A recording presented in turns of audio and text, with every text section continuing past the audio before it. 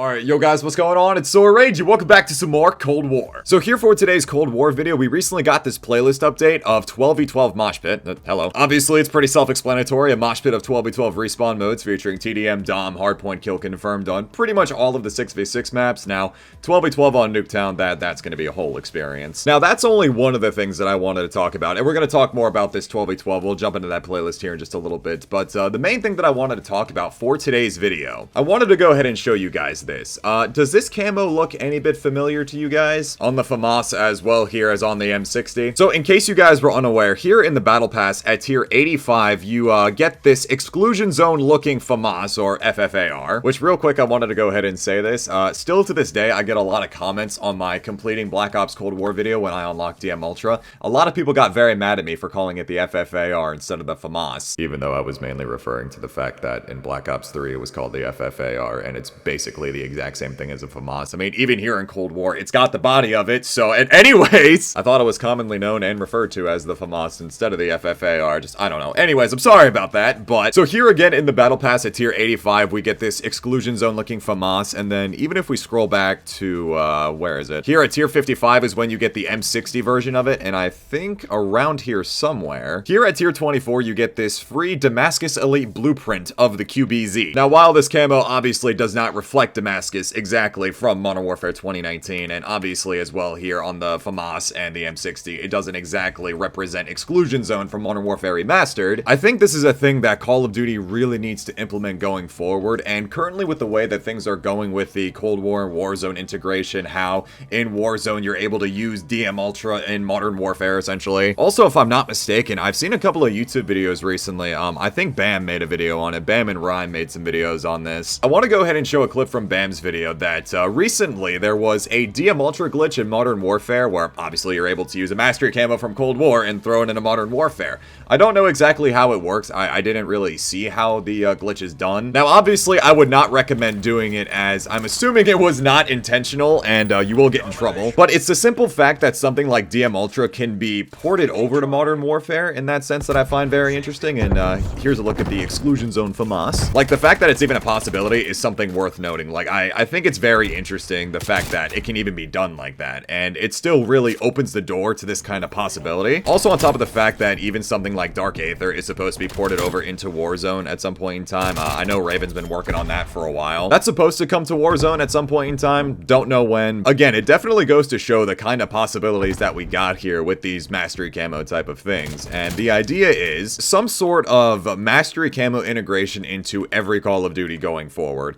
Like, there has to be some sort of, or at least there could be some sort of like account linkage, taking your Steam account, your Battle.net account, and if you have the mastery camo unlocked in all the previous Call of Duties that offer one. I'm not saying like mastery camos like gold or diamond or you know, platinum, chrome, whatever you want to call it. I think chrome from World War II might be the outlier, just because, you know, chrome in that game, chrome in World War II is obviously the mastery camo, but you know, you have chrome in most Call of Duties or some form of it just by completing all of the challenges in a, you know, certain weapon tier. But just for the sake of the point though, what I think would be a really cool idea is that if you have unlocked all of these mastery camos in previous Call of Duties, you should be able to use them in Warzone and into the future Call of Duties. Stuff like Dark Matter from Black Ops 3, Black Sky from Infinite Warfare, obviously Exclusion Zone from MWR, I mean, we kind of got it here. Chrome for World War II, Black Ops 4, Dark Matter, Damascus, you know, you guys get the whole picture. So again, just to reiterate, not something like gold or diamond or something like that, just because like that's pretty much a staple camo in every single mastery challenge that you end up doing anyway. And again, considering the way that everything is working nowadays, I don't see this as something that's exactly impossible. Like, this is something that I feel like that they really could do. It would definitely give an incentive to do it in the first place, but also it would show the just like overall progression and prestige of completing these camo challenges in the first place. Also, here in a second, I'm going to go ahead and change out the attachments because this current barrel that I got on the FAMAS is really not that great. On the default build of this, it has the 20.3-inch takedown barrel, which only increases the effective damage range. I know the FAMAS got a buff after I made my initial DM Ultra video on this, but I don't know if the Task Force barrel is even worth it. I mean, maybe I might try the reinforced heavy barrel. I don't know if it's worth losing a lot of the starting ammo and recoil control when you don't lose that here with the reinforced heavy, so I guess we'll try that. It still looks pretty good, it's just that obviously like the little neon isn't on the barrel anymore.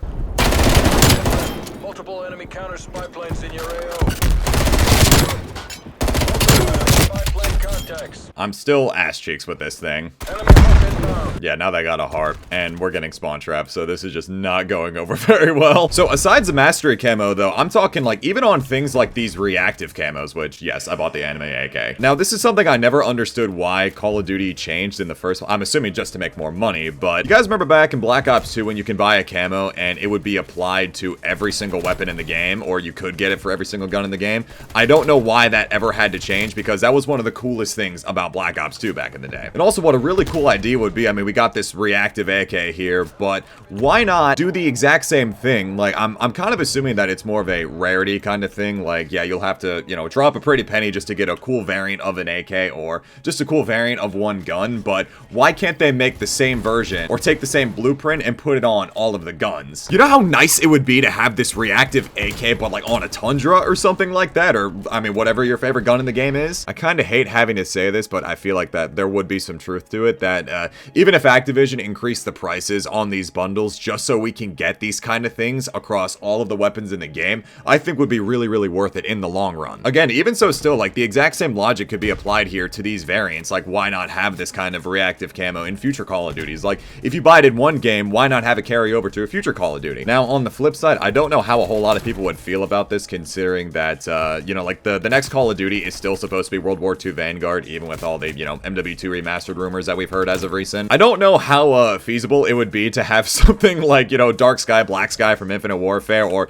even a, you know, World War II AK-47 type thing with an anime girl on it. I don't know how a lot of people would react to it, and I know there's going to be a lot of people out there that say, oh, it's not realistic, but I mean, at the same time, Call of Duty's not realistic. It's never been realistic. I mean, even as somebody who started in COD 4, and I thought that just unlocking Blue Tiger was the coolest thing in the world on my M40, I mean, I see the appeal in having these kind of reactive camos in an arcade shooter. And again, I really feel like in the long run, this would make it so much more worth it for Activision to do this. It'd make it more worth it for us that, you know, are slightly questioning buying a lot of these bundles because, oh, it might not be all that worth it because it's not going to transfer over to anything. It would make it so much more worth it if this kind of thing was a possibility. Taking all these variants and whatnot, putting them over into the future Call of Duty games. And again, like I was saying a little bit ago, the exact same thing of being applied to the mastery camos. It would be so worth unlocking them if we could use them in every single Call of Duty. And now is the perfect time to do this, considering that it's already working for us. We've already got a system in place where we're able to use DM Ultra on the Cold War weapons in Warzone. We'll be able to use Dark Aether, and even like I showed in the beginning of the video, people have been able to glitch DM Ultra onto the Modern Warfare weapons. Like, this thing is a possibility. It's a huge possibility, and again, I really feel like it would make the longevity of the games. I feel like it would just make all of these things so much more worth it if we were able to have every single mastery camo in all of these future Call of Duties going forward. I think it'd be a really cool idea, but definitely let me know what you guys are thinking about it. So, you know, I'm not gonna lie to you guys. Obviously, I'm a little bit biased towards Exclusion Zone and MWR because I'm a COD 4 dork, but I just feel like all in all, like, it would make it so much more worth it being able to have these kind of reactive camos, showing off all our mastery camos, our progression and prestige throughout all of the Call of Duties, like, leading up to this point in time. Now, even if this kind of thing isn't to happen in multiplayer, which, again, to an extent, I can kind of see, it really depends on how Sledgehammer is going to handle World War II Vanguard. Now, my assumption is that it's not going to be like World War II that we got in 2017, where their initial vision at the beginning of the game is really focused on realism. It really all depends at the end of the day on how the devs want to handle it, but I can definitely see this thing being more of a thing in Warzone. I just really hope that this kind of thing can come to casual Call of Duty multiplayer. And now, this is another thing I wanted to talk about. Going back to the whole 12v12 thing, this is another thing that desperately needs to be in Call of Duty. If I'm not mistaken, this version of Ground War that we've got here in Black Ops Cold War is the closest thing that we've got to a classic Ground War, like a classic 9v9 Ground War. It's the first time we've had it since World War II, if I'm not mistaken, because obviously we didn't have it in Black Ops 4. In Modern Warfare, it was a different version of Ground War. It was basically a battlefield type game mode, which now, arguably, Modern Warfare is, I might get slandered for this, but Modern Warfare is pretty much like a Call of Duty Battlefield take with how big the maps are. Like, a Battlefield style of Ground War, Conquest, whatever you want to call it, is more feasible in Modern Warfare 2019, considering how big the maps are. And then even all of the Ground War maps in Modern Warfare, like, it pretty much is Battlefield. It's just dividing up the Warzone map, dividing up all of Verdansk into, what, 3, 4, 5 Ground War maps? So when I say Ground War, I mean, like, you know, your classic 9v9 stuff. And I, again, don't understand why this wasn't a thing sooner, in this game especially, because a lot of the Cold War maps here, in terms of 6v6, would work perfectly for 9v9. The more classic 9v9 type of Ground War that we had in Modern Warfare was the Stir Crazy playlist, and unfortunately, that was only an LTM. It came into the game very rarely, and you guys know know how Modern Warfare was with their playlist. They would change it like every so often, and a lot of the time to things that people didn't really want, because obviously a majority of the time we just wanted, you know, shoot the shit playlists in that game. And now, even though I'm not the biggest fan of Modern Warfare, Stir Crazy was one of my favorite playlists to play because it actually made playing the Modern Warfare multiplayer so much more fun. 6v6 was so boring in that game. That's why it's my least favorite Call of Duty, because at its core, I believe Call of Duty multiplayer should be focused on 6v6. It was the closest thing we had in that game to an arcadey, fast-paced feeling Call of Duty, you know, gameplay type. So here in Black Ops Cold War, we got 12v12, which I think would work more so on the regular version of Miami, you know, for the bigger maps like Miami, but that's really the only one off the top of my head that I can think of, because all the 6v6 maps in this game, not even including the remakes here like Express and Raid, and eventually when we get Standoff again,